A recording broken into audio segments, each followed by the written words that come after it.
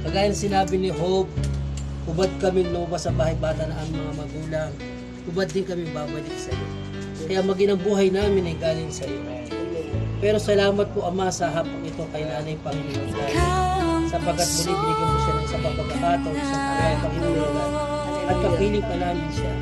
At dalangin ko Ama, hayaan mo Panginoon God ang continuous na kagalingan sa kanyang kalagayan.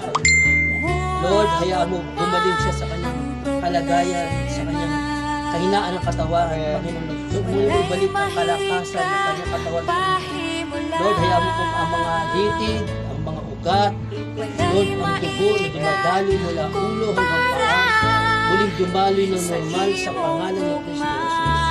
Ama, muli ka magpakilala at magpatutuo sa tanghalang ito na may Diyos kami pinaglilingkuran, may Diyos kami pinanampalatayaan, may Diyos kami, Lord God, na pininiwalaan. At ang Diyos na pinaglilingkuran namin, pininiwalaan, ang Diyos ng mga Diyos, hari ng mga hari. Kayo po ang Diyos ni Abraham, kayo po ang Diyos ni Isaac, kayo po ang Diyos ni Jacob, kayo po ang Diyos ng bansang Israel, hindi ng bansang Pilipinas. At sa araw na ito, Ama, kagaya na sinabi na Santiago, kung sino mo may sakit karamdaman, ibawag ng matanda ni Kristo, patong kamay, ipanalangin at kung siya may kasalanan, patawarin sa kanyang kasalanan, at ang hayaan mo kagalingan dumalo sa kanyang buhay. Ama, ang kagalingan mula sa krustong Kalbaryo na tinamo ni Kristo Jesus sa mga sugat na nalatay ay gumaling, kagalingan sa pangalan ni Kristo Jesus. Sakit karamdaman, ikaw ay ang kinakansila sa pangalan ni Kristo Jesus.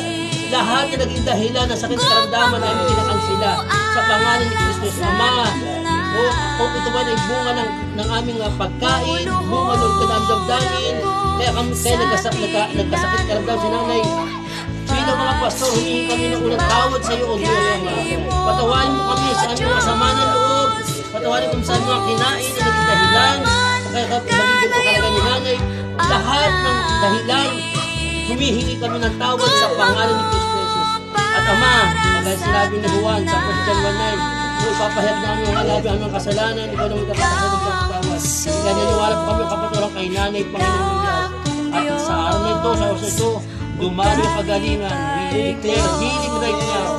Kagalingan mula sa norte, kagalingan mula sa south, kagalingan mula sa east, kagalingan sa west, kagalingan sa tahanan sa pangalan ni Jesus. Hindi lang si Nanay, kundi si Tatay na kay-asawa at ang mga anak, mga apo, Lord God, dumalo ang kagalingan. We declare kapayapaan sa pangalan ni Jesus. At Lord, habang may hininga si Nanay, Lord, kapayapaan sa kanyang buhay. Lord, manatagin mo kanyang pananampalataya, God.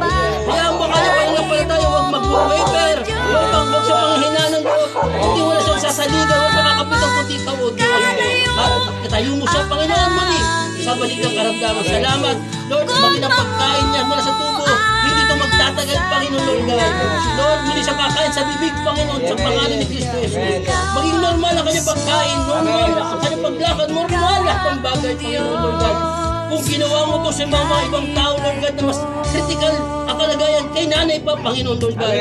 Kaya naniniwala po kami, muli ka magpapatuto sa pamilyang ito. Salamat, payapay mo puso nila, Panginoon, Lord God. At patuloy sila mananampalataya na may Diyos na nagmamahal sa kanilang mga buhay.